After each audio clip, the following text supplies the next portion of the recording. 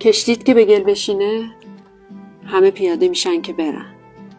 تازه اونجاست که میفهمی همه سوارت بودن نه همراهت. این جماعت ذکر خدا هم که میگن تصمیم میندازن و میشمارن.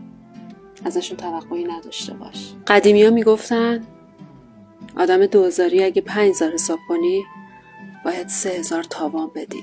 میگن وقتی واسه کسی سوزن نخ میکنی یکم طولش بده که ناتوانیش کمتر اذیتش کنه.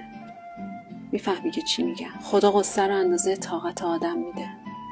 طاقت ما زیاد بود. برای بعضیا نباید خودت باشی، باید خودشون باشی.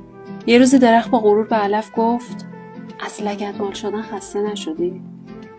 علف گفت تبر که خوردی میفهمی من از دیگران میخورم، تو از خودی.